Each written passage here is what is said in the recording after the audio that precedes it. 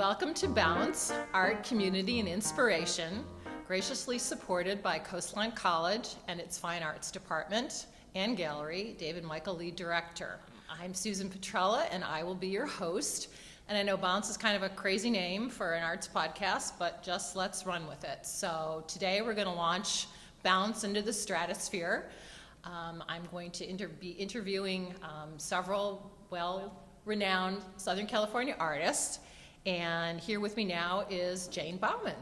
So, welcome, Jane. Hello, Susan. Thanks for inviting me.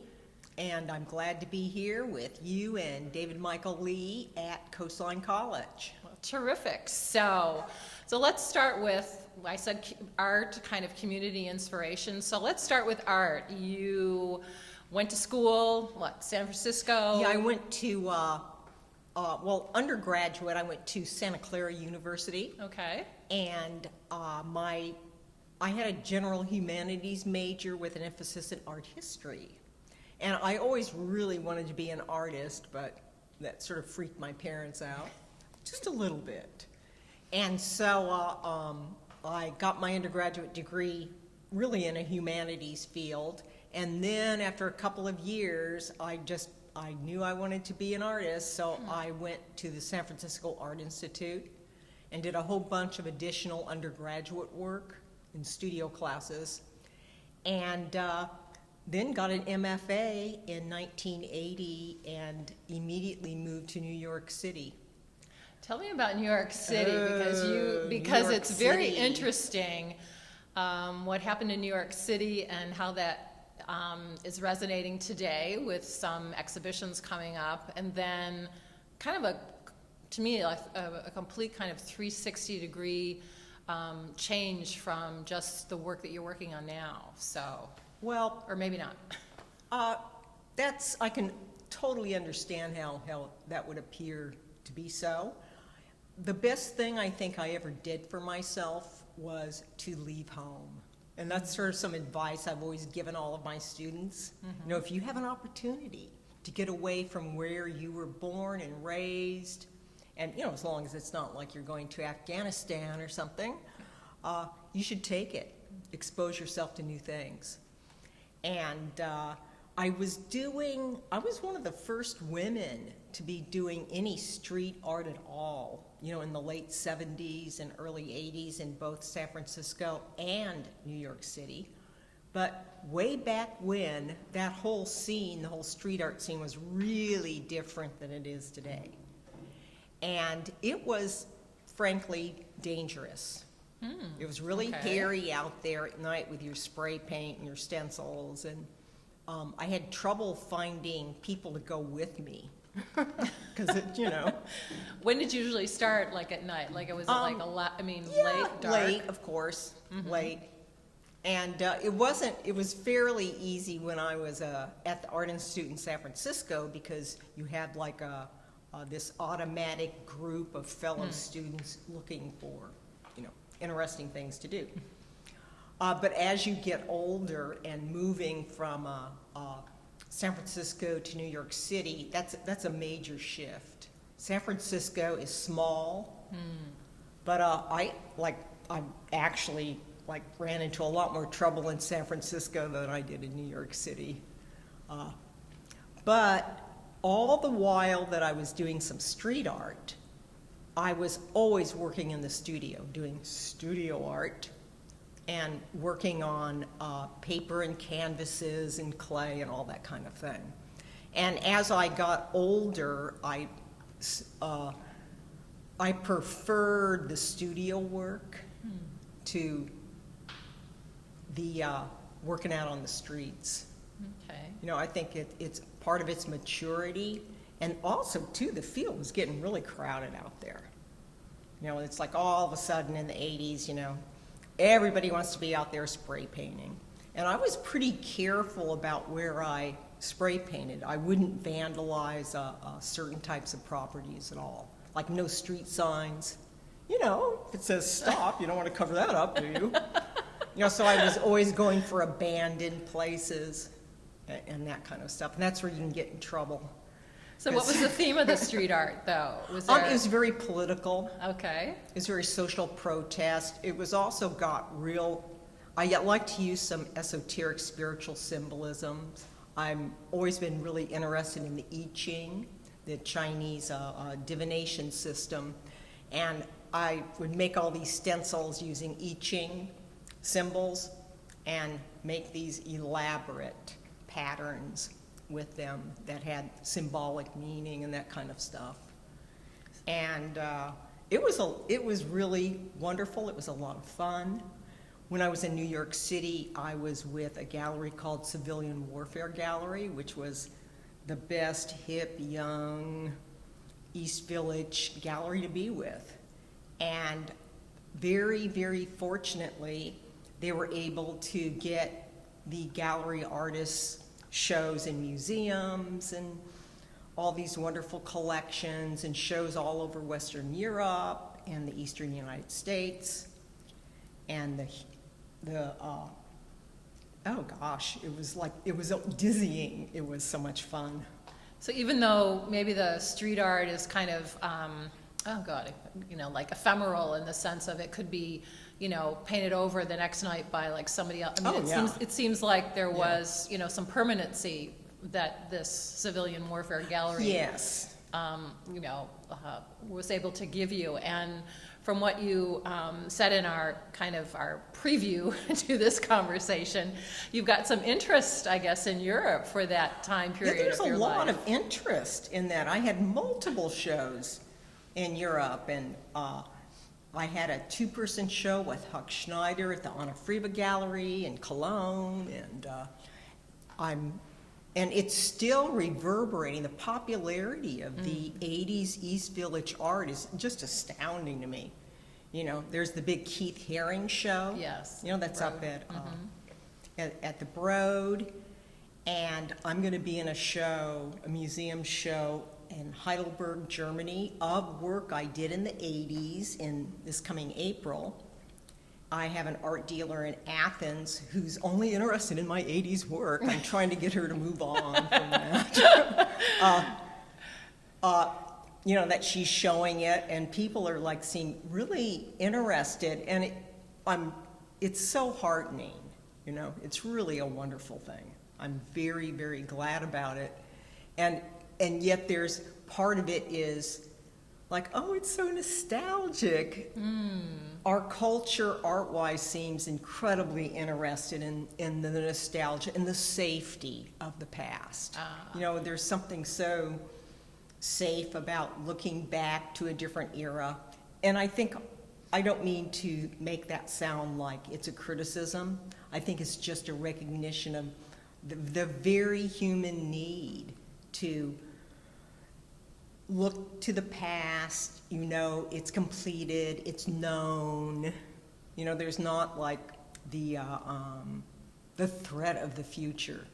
And I think we're all kind of threatened by the future right now. Oh, it's so unstable. I mean, Yeah. every day you wake up and there's, there's a new hurricane out in the Atlantic. Yeah. And, it's just, Yeah. there's some crisis one after the other, which is just, rather traumatizing. Yeah, and it's real. It's not Yes. don't worry about that climate change. Don't worry about those hurricanes. Don't worry about hurricane. No, don't worry about any of that stuff. It's, it's just you're paranoid.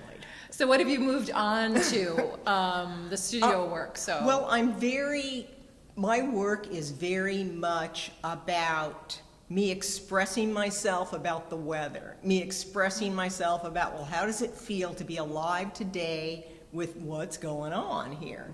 It seems like there's existential threats to us. Mm-hmm. And so the type of work I'm doing now is very much about what's going on with the water situation here. I went up to Tulare Lake, our new lake. Oh, We our have a new lake, yes, right. And my husband and I have gone on some road trips, or we've stopped at Shasta Lake, Tulare, Mono, all of the California lakes, and it's really, I've gotten fascinated with the sediment patterns, as the waters come back and then goes down. And I based a lot of my art in the past couple of years on these, like basically sediment patterns that I've been building up these layers of paint with using like dead leaves and stuff I find on the street to stencil with, and then combining those with hand-cut stencils and what I call regular painting with a brush. Well, I can relate to water. My husband and I, relocated in '04, and one of my first questions was, isn't California going to run out of water? And so one of the first trips I got to do was to take the water trip through our city, because my city where I live is one of the 13 compact cities to the whole California aqueduct kind of thing. And so to go out to the dam and, Copper Lake and all of it and see the aqueduct or whatever, and, Deemer, filtration plant and everything like that. And even now, it's like I keep on saying, when it rained, it's like, oh my God, all that water just goes to the ocean.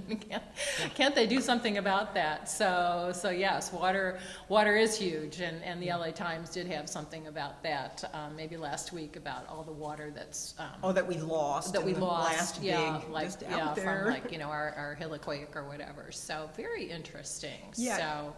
It sort of seemed like, to me, in my own personal life, my own way of relating, it's sort of like, it's about the only content that I'm really feel consumed with right now. It's, and I find it satisfying to be able to express it. And that was one of the things, like when I was teaching here, I'm recently retired from Coastline, and it's kind of interesting because it's such a beautiful campus to have taught on. This is such a beautiful place. And one of the things I always tried to impart to my students was, okay, we're going to learn these skills here. And one of the things that I think Coastline's been really good at doing, and one thing that I think a lot of two-year colleges are very good at doing is teaching skills. Okay. Teaching skills like how to draw, how to paint, like the technical aspects. And about like that was what was so great about being here, is being able to give students the tools so they can express themselves. Well, you need that foundation. Oh, I think you do. I think you do. You need those technical skills to be able to just kind of move on. So, moving on, what about community? Do you, what would you consider your community, and how has your community kind of informed your work? This has been my community. David is a very important part of my community, and I think he's an important part of many artists in Orange County's community. And he has, for how many years now, David, has? You've been 12 years? Yeah. 22. Yeah. 22 for the whole thing. Yeah. About having these wonderful exhibitions, being really both inclusive and diverse. And it's a very student-friendly place. It's a community-friendly place. And I think that the support that you can get from this type of situation is just really immense. I have students who've taken classes here from 20 years ago that are, I follow on Facebook and Instagram. And I think something that profoundly ruffled and messed up community, of course, was the shutdown, the COVID shutdown. It was really great for me and my art because I had retired in 2020, and we weren't going anywhere, doing anything. It was just day in, day out, me in my studio, and I got so much work done and really felt developed up. But on the other hand, I wasn't going to art opening, well, there weren't any. Wasn't socializing much, and physically. And it's like wearing, it's like I'm dressed up today. I've got on, shoes. Me too. And, I have on trousers. these aren't jammies. I never went as far as my jammies. Yeah, I was didn't always either. like, But you it know, got sloppy. yeah, jean skirt or jeans. Oh, wow. So, That whole thing of like socially like shutting down and fear and don't want to be in groups, and it's, hard to talk with those masks on, but you're really glad everybody's got one on. And I think that, and then forgetting how to small talk. oh, yes, Like, yes. just sort of small talk. I hadn't done it. Months would go by without that kind of small talk. And I remember it was a show as we were coming out of all that COVID stuff that David had curated. It was with Michelle Lee and Richard Turner. And Richard and I were getting together to, plan how we were going to do things. And we were having lunch, and you know how at lunch you have small talk. Oh, how are you? What are you doing? Blah, blah, blah, blah. We both just sort of like sat there and, okay. And it was a real stumble, to like learn how to small talk, learn how to casual relate, all of that kind of thing. And I think some of that is still, there's awkwardnesses and disturbances in the art community. I think we'll work out. I'm not in despair over it, But it's funny, a side note, I don't know where I saw this, but the Japanese have hired, because of the mask, they forgot how to smile. And so, so they hired, individuals to work with them on, their smile, which is really interesting. But, I mean, is I that can relate to necessary that. for is that necessary for you as an artist? The openings and the interaction with other Yes. artists? I mean, Yeah. and then, are there other communities like, you skateboard, whatever that informs your work, or, you're also by the water where you live or whatever, so, Semi by the water. semi by the water, okay, 10 blocks away. Well, we're 3.5 miles as Oh, the okay, crow all right, more than flies. 10 blocks, I'm not good at that. But do you need that, kind of community, or the I openings? really need artistic community. I think that artists need each other very, very much. And I think something a lot of us discovered, wow, I need other artists a lot more than I thought I needed other artists. I think the feedback you get from them, the sense of support that you get from them, that like they understand the type of problems, that artists go through. Conceptual problems, logistical problems. I think that how you get your art out there, how you show your work, has to do with as I've read on these online things, the quality of your network determines the success of your career. All that stuff that we read, and there's truth to that. It's artists support each other. They provide opportunities for each other, and it's community. I think it would be very, very difficult to be, and I know a couple of them, people that work in complete isolation. And that works for them. But boy, that sure doesn't work for me. Do you think it's changed at all, since you began, and, this idea of community and needing community of artists, or what's changed, like, out there with? I think it's become more explicit. I think that as, like, social media networks have risen up, I think it has highlighted just how important social networks are to us. And that they've changed in that, because of our technology and our new media and all of this, than they were in the past. But